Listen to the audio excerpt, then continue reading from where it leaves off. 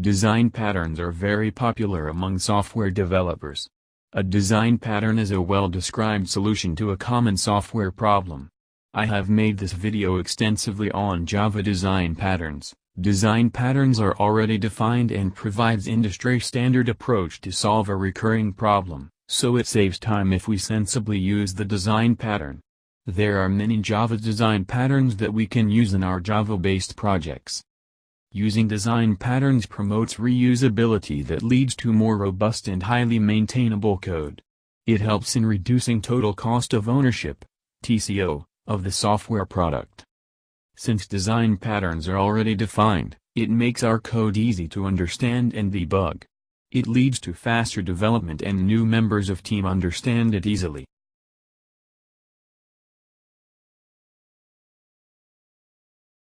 Java design patterns are divided into three categories: creational, structural, and behavioral design patterns.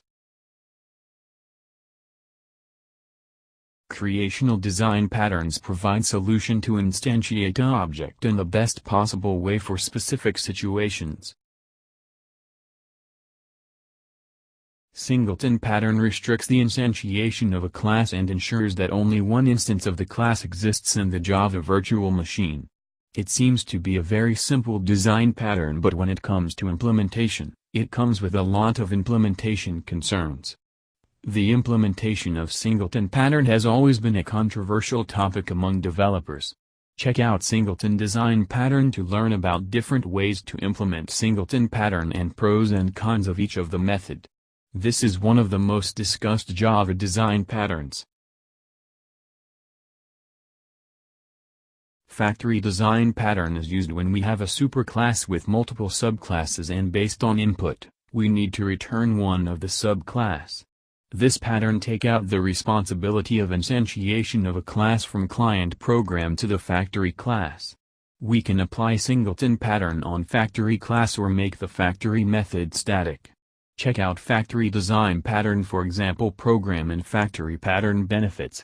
This is one of the most widely used Java design pattern. Abstract factory pattern is similar to factory pattern and its factory of factories. If you are familiar with factory design pattern in Java, you will notice that we have a single factory class that returns the different subclasses based on the input provided, and factory class uses if-else or switch statement to achieve this. In abstract factory pattern, we get rid of if-else block and have a factory class for each subclass, and then an abstract factory class that will return the subclass based on the input factory class. Check out abstract factory pattern to know how to implement this pattern with example program. Builder pattern. This pattern was introduced to solve some of the problems with factory and abstract factory design patterns when the object contains a lot of attributes.